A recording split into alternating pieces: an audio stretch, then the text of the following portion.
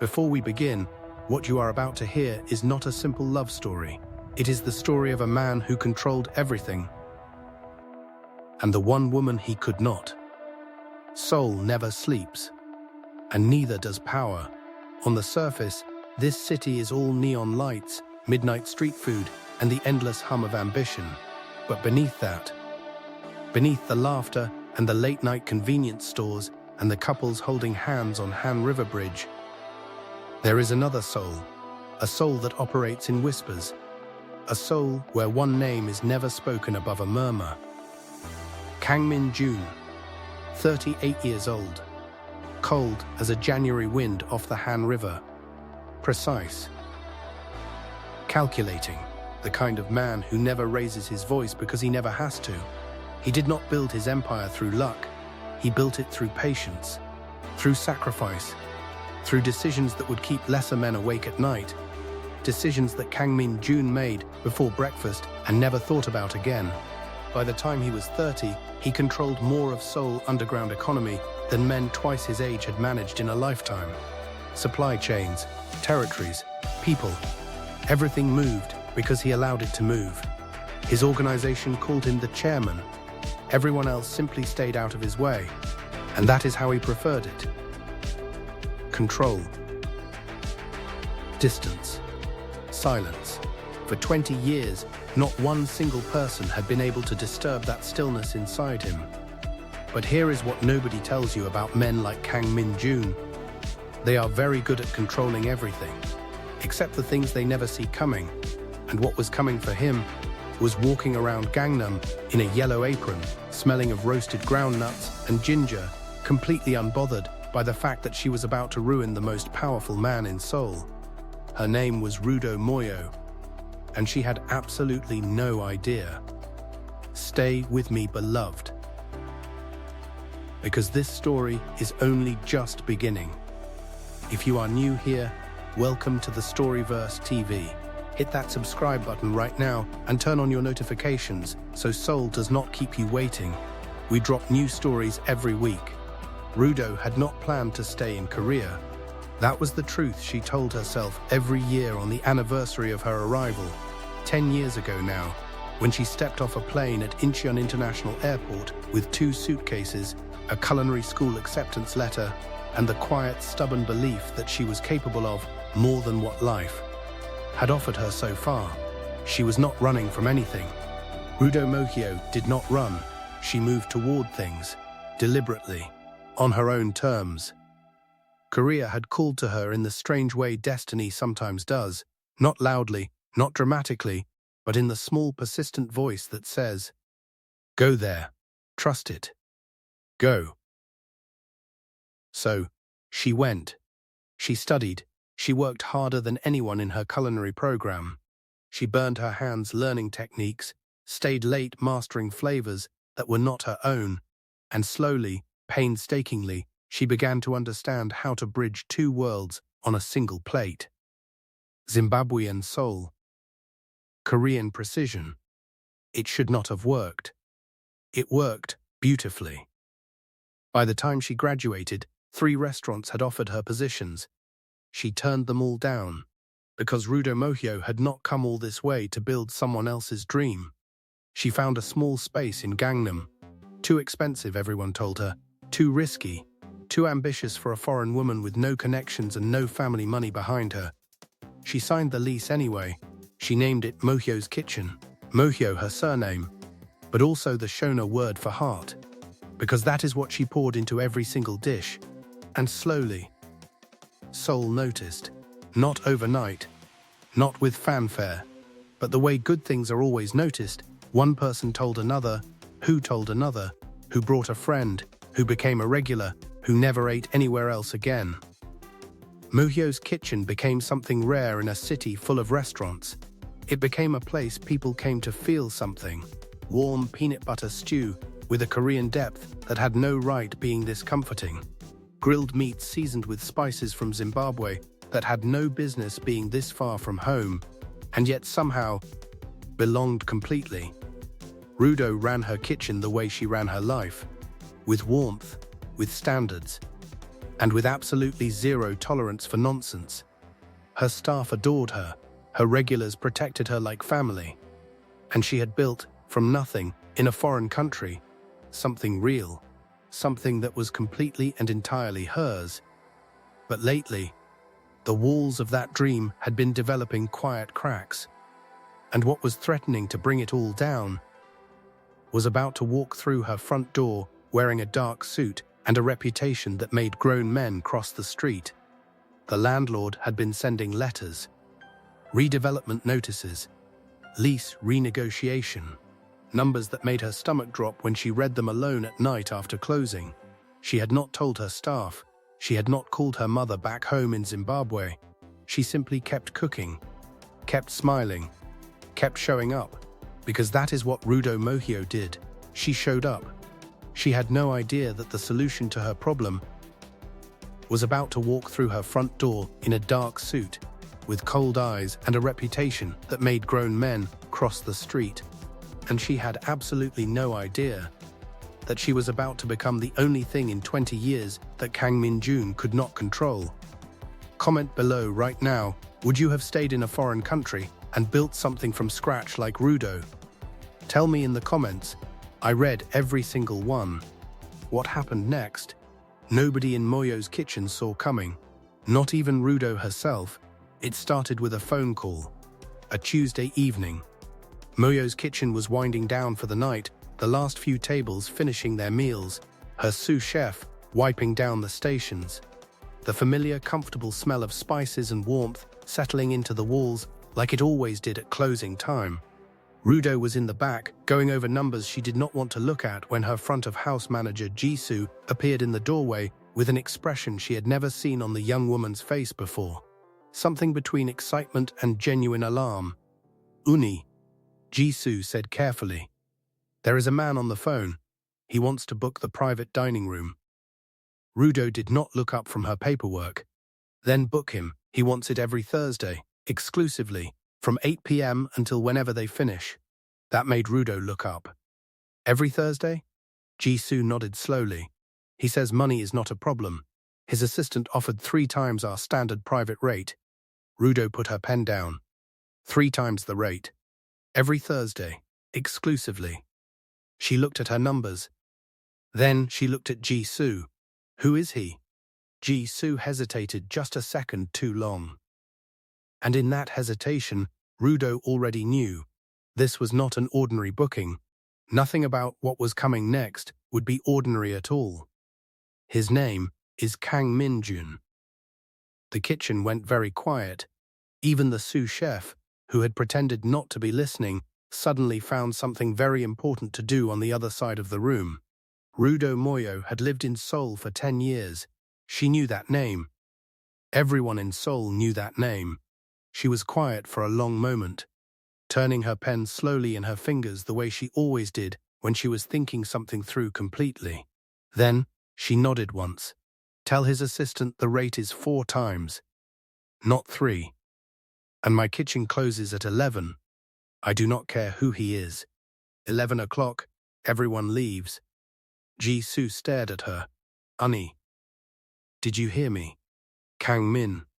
"I heard you, Jisoo," Rudo said calmly, picking her pen back up. 4 times the rate. 11 o'clock. If those terms work for him, he can have the room. Jisoo stood there another second, genuinely bewildered by this woman she had worked for 3 years, then quietly went back to relay the message. She came back 4 minutes later. He accepted. Rudo nodded without looking up. "Good. Make sure the private room linens are fresh for Thursday." She negotiated up the rate of the most feared man in Seoul. Without blinking, without flinching. That right there tells you everything you need to know about Rudo Moyo. The first meeting.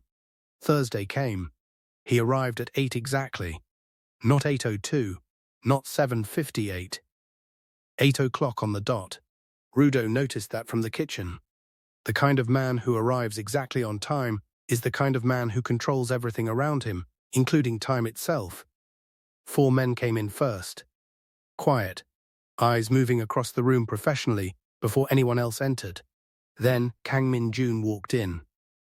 And Rudo, watching through the kitchen pass, understood immediately why a room full of Seoul's most dangerous men called him chairman. He did not demand attention. He simply had it. Tall, dark suit.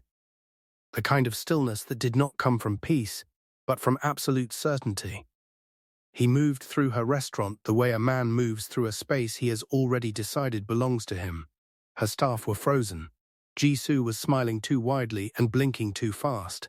Even her sous chef, a gruff Korean man named Daeho, who was afraid of absolutely nothing, had straightened his back in a way Rudo had never seen before. She watched all of this from the kitchen. Then she untied her apron, smoothed her top, and walked out herself. Because Moyo's kitchen was hers, and in her restaurant she greeted every table personally. Every single table. Kang Min-joon was already seated when she appeared at the entrance of the private room. His men shifted almost imperceptibly. His second-in-command, a sharp-faced man who missed nothing, tracked her immediately. Min-joon himself looked up, and for just a fraction of a second, so brief that only someone paying very close attention would catch it, something moved across his face. She was not what he expected. She walked toward him with the unhurried confidence of someone who had never once considered being intimidated in her own space. Her natural hair pinned up, the warm smell of her kitchen following her like a signature. She stopped at his table, met his eyes directly, and smiled the same smile she gave every customer. Not nervous, not deferential, not impressed, just warm, professional, completely unbothered. Good evening. Welcome to Moyo's kitchen. I am Rudo. I will be overseeing your experience personally tonight. Our chef has prepared a tasting menu for your group, but if there are any dietary requirements or preferences, please let me know now and we will adjust immediately. She said all of this looking directly at him, not at his reputation, not at the weight of his name. At him. Kang Min-joon held her gaze for a moment. Then he said quietly, "No adjustments." "Perfect." She nodded once. "Your first course will be out shortly. Enjoy your evening." And she turned and walked back to her kitchen. No lingering, no second glance. Just gone. The private room was silent for exactly 3 seconds. Then his second-in-command leaned slightly toward him and murmured, "She negotiated up your rate," before agreeing to the booking. Min-joon said nothing. He picked up his water glass. But his eyes moved, just briefly, toward the kitchen door she had disappeared through. And something that had been perfectly still inside him for a very long time shifted. Just slightly. Just enough. Kang Min-joon had sat across from politicians, rivals, and men who would do anything to earn his approval. Not one of them had ever looked at him the way Rudo Moyo just did. Like he was simply a customer. And somehow, that was the most dangerous thing anyone had done to him in years. Beloved, if this story is pulling you in, subscribe to the Storyverse TV right now and drop a comment below. Tell me, whose side are you on? Rudo or Min-joon? Because what's coming and nothing will be the same. Do not miss it. Pay attention now, beloved, because this is the part where Kang Min-joon starts doing something he has never done in 20 years. He starts making excuses, and the excuses are all about her. The first Thursday was business.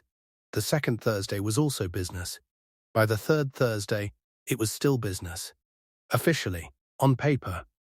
In every way that Kang Min-joon would allow himself to admit. But something had shifted. Subtly. Quietly. The way a current shifts beneath still water, invisible on the surface, but pulling everything underneath in a completely new direction. He began arriving earlier. The first time it was 15 minutes before 8. His driver said nothing. His second-in-command, a sharp and observant man named Park Sung-ho, noted it in silence and stored it carefully. The second time, it was 20 minutes early. By the fourth week, he was arriving at 7:30 and sending his men ahead while he sat in the car for a few minutes before walking in. Nobody said a word about it. But everyone noticed. And here is what was really happening during those early arrivals. He was watching. Through the tall glass panel beside the entrance, he could see into the main dining room. And Rudo Moyo was always already there, moving through her restaurant like it was an extension of herself, adjusting a table setting here, tasting something from the kitchen past there, laughing with a regular customer like she had all the time in the world. She never rushed. She never performed. She simply was. And Kang Min-joon, a man who had spent his entire adult life surrounded by people performing for him, found he could not look away. He told himself it was nothing. He was simply early because his schedule had adjusted, because Gangnam traffic was unpredictable, because it was efficient to arrive before his associates. He was lying to himself. And somewhere deep beneath the ice of 20 years, Kang Min-joon knew it. Beloved, if you are feeling this story right now, hit that like button for me. It tells the algorithm to show this to more people who need to hear Rudo and Min-joon's story. Go ahead, I will wait. But the early arrivals were only half of it.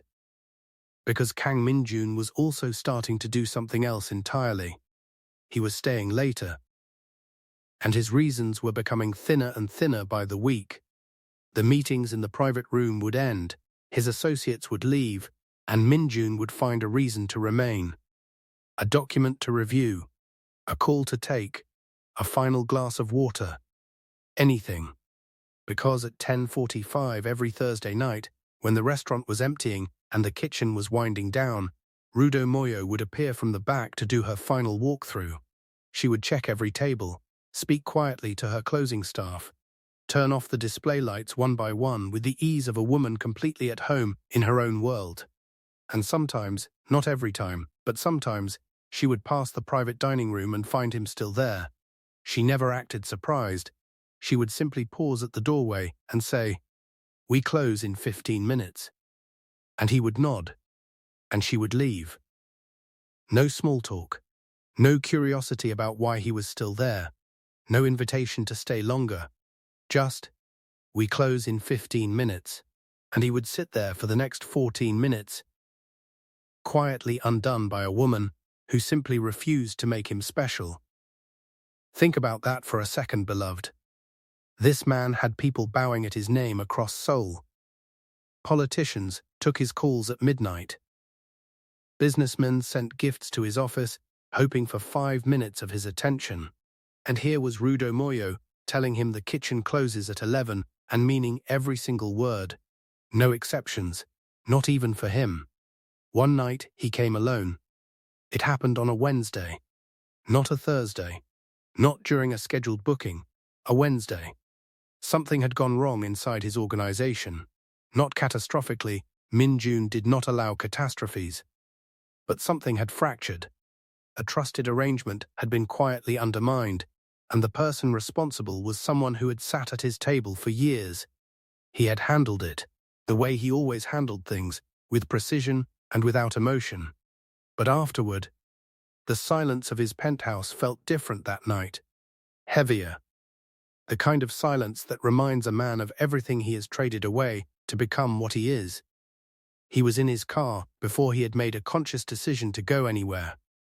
And then he was on the street in Gangnam.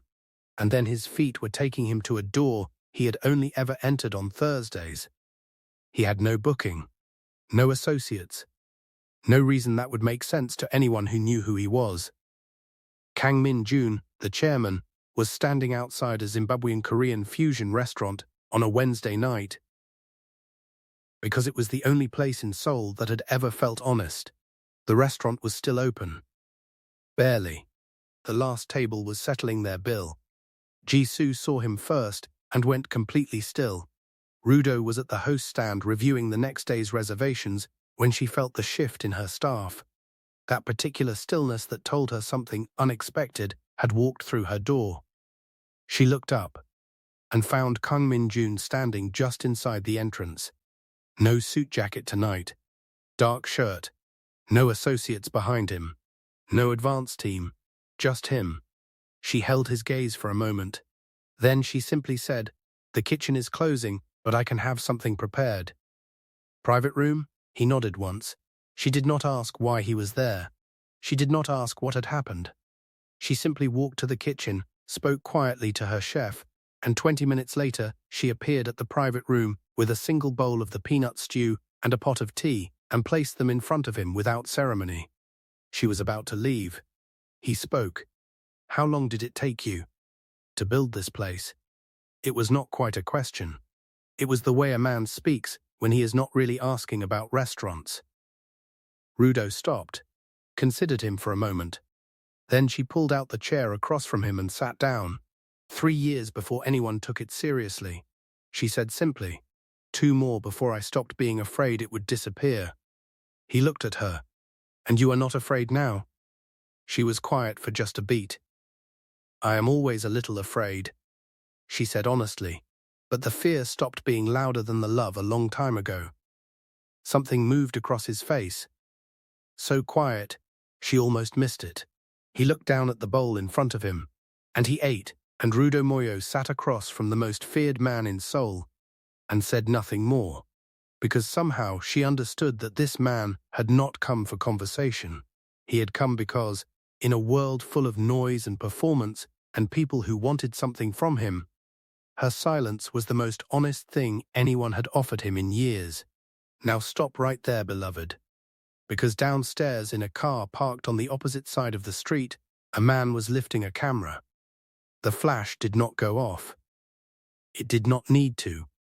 The camera was already recording, and the man behind it was smiling.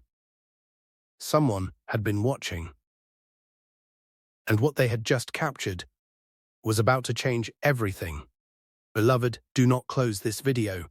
Part 1 is not finished yet, and what is coming next will shake everything you think you know about both of them. Subscribe to the Storyverse TV right now and turn on notifications, because Part 2 drops very soon and you cannot afford to miss it. Drop a comment below. Did you feel that moment between Rudo and Min-joon? Tell me what you think is about to happen next. Beloved, what I am about to tell you is the moment this entire story turns on its head. Because someone had been patient. Someone had been waiting. And now they had exactly what they needed to destroy everything. It started on a Friday morning. Min-joon was in his office when Park Sung-ho, his second in command, walked in without knocking. That alone told him everything. Park Sung-ho had worked beside him for 11 years. In 11 years he had never walked through that door without knocking first. Min-joon looked up slowly from his desk. Sung-ho placed a phone on the desk in front of him, screen facing up. It had already been sent to 3 of our key allies, he said quietly. And to your mother. Min-joon looked down at the phone. The photograph was taken on a Wednesday night through a restaurant window. 2 people at a private table, a bowl of food between them. Her leaning slightly forward. Him, still as stone, but with his eyes on her face in a way that no camera should have ever been close enough to catch. The caption beneath it read, "The chairman has a weakness. Her name is Rudo Moyo." Beloved, in Min-joon's world, a weakness is not just embarrassing. A weakness is a target. And whoever sent that photograph did not just want to embarrass him. They wanted to use Rudo to bring him down entirely. Min-joon stared at the photograph for a long time. Then he placed the phone face down on the desk, and he said, "Find out who took it. Not destroy it. Not deny it. Find out who took it." Because Kang Min-joon already knew he was not going to pretend that photograph did not exist. What he was going to do was find the person who thought they could use it against him. And that person was going to deeply regret their decision. Beloved, are you feeling the tension right now? Drop a comment. Who do you think sent that photograph? Because I promise you the answer is closer than you think. And subscribe to the Storyverse TV if you have not already. We are just getting started. Now, if you thought the photograph was bad enough on its own, you have not met Madam Kang yet. And trust me, beloved, she is a whole different kind of storm. The call came at noon. Min-joon let it ring twice before he answered, which was already unusual. He never let his mother's calls ring more than once. The 2 rings were his way of collecting himself. Madame Kang was 71 years old, elegantly dressed at all times, and had spent 40 years being the silent architecture behind everything her son had built. She was not a woman who raised her voice. She had never needed to. Min-joon, she said simply when he picked up. Ioma, he replied. A pause, the kind his mother used deliberately to let silence do the work that words would make too obvious. I received something this morning, she said finally. I found it quite interesting. I know, he said. Another pause. Who is she? It was not a question. She owns a restaurant. Min-joon said carefully. We use the private dining room for meetings. Madame Kang was quiet for a moment that felt significantly longer than it was. The photograph did not look like a business meeting, Min-joon, she said softly. It looked like a man who had forgotten himself. Min-joon said nothing. His silence, which usually meant agreement, meant something else entirely this time. This cannot become a distraction. His mother continued. You know what is at stake. You know what people will do with this. The families are already talking. He exhaled slowly. I am handling it, Ioma. Handle it quickly, she said. And Min-joon, whatever this is, end it before it becomes something you cannot control. The call ended. Min-joon sat very still in his chair for a long time. End it before it becomes something you cannot control. That was what his mother said. But beloved, here is the thing that nobody in that room understood yet, including Min-joon himself. It was already something he could not control. It had been something he could not control since the first Thursday she walked into that private dining room and treated him like he was simply a customer. Park Sung-ho had the answer by evening. He came back into Min-joon's office at 7 p.m. and closed the door behind him. The look on his face said everything before he opened his mouth. It was not an outsider, Sung-ho said quietly. It was not a rival organization. It was not someone watching the restaurant from the street. Min-joon waited. It was Lim Jae-won. The name landed in the room like a stone dropped into still water. Lim Jae-won had been with the organization for 9 years. He sat at Min-joon's table. He attended the Thursday meetings at Moyo's kitchen. He had been trusted absolutely. And here is what made it truly dangerous, beloved. Lim Jae-won was not working alone. He had been quietly building relationships with 2 of the organization's most powerful allied families for months, feeding them concerns, planting doubts, positioning himself as the more stable alternative to a chairman who was, apparently, distracted by a Zimbabwean restaurant owner in Gangnam. The photograph was not just an attack, it was the opening move of a takeover. Min-joon absorbed all of this without moving.